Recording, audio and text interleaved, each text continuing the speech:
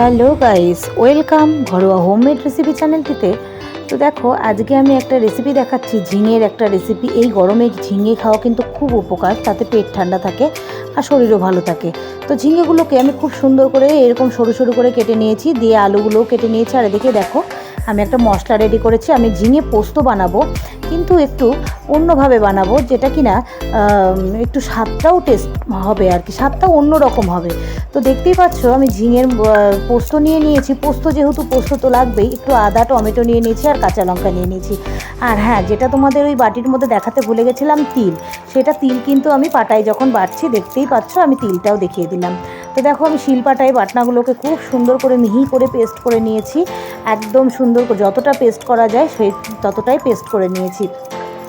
পোস্তও যেমন শরীরের পক্ষে উপকার, আর ঝিঙেও কিন্তু উপকার। আর এই গরমে সত্যি দুটোই কম্বিনেশান জাস্ট অসাধারণ।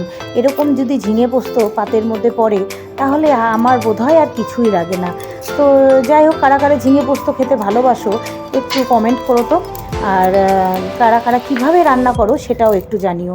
আমি অনেক ধরনভাবেই রান্না করে থাকি, অনেক বিভিন্নভাবে, যখন আমার যেভাবে মন চায় আমি সেভাবেই রান্না করি। তো আজকে মনে হলো এভাবে একটু রান্না করি, তার জন্যই তোমাদের সাথে শেয়ার করছি। তো চলো রান্নায় ফিরে যাওয়া যাক। দেখো, মশলাটা বেটে আমি কিন্তু পাটাটাও ধুয়ে জলটা নিয়ে নিলাম, কোনো কিছু কিন্তু নষ্ট করিনি। যে পোস্তের দাম এখন, অত নষ্ট করা যাবে না। আর সত্যি কথা বলতে আমি নষ্ট করিও না। তো বেশি কথা না বলে রান্নায় ফিরে আসি। তো দেখো, সামান্য একটু তেল দিয়ে কালো জিরে ফোড়ন দিয়ে আমি আলুটাকে ভেজে নিচ্ছি। আর এই পোস্তের মধ্যে আমি তো অল্প নুন দিয়েছিলাম, আর একটু যতটা লাগবে বাদবাকিটা দিলাম।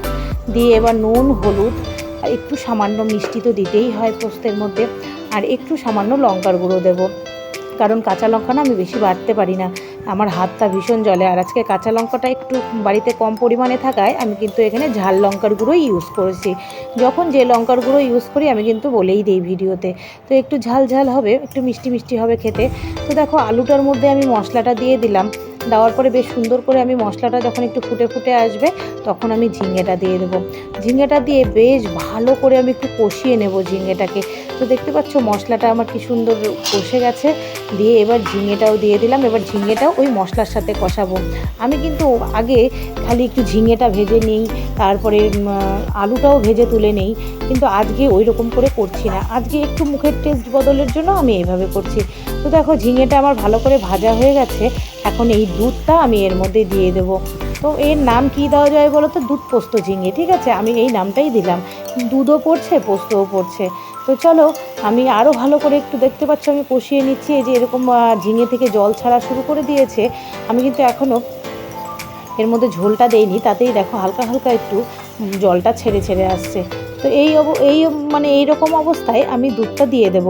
দিয়ে বেশ সুন্দর করে নাড়িয়ে চাড়িয়ে নিয়ে আমি ঢাকনা চাপা দিয়ে সেদ্ধ হতে দেবো ঝিঙেগুলোকে।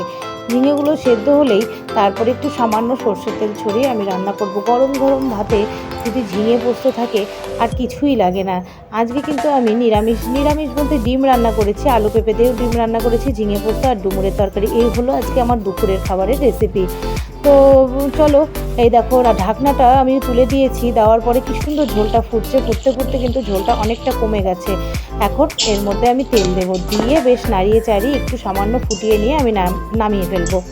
তো একটু কমেন্ট করে জানিও তো কেমন লাগলো তোমাদের এই রান্নার ভিডিওটি।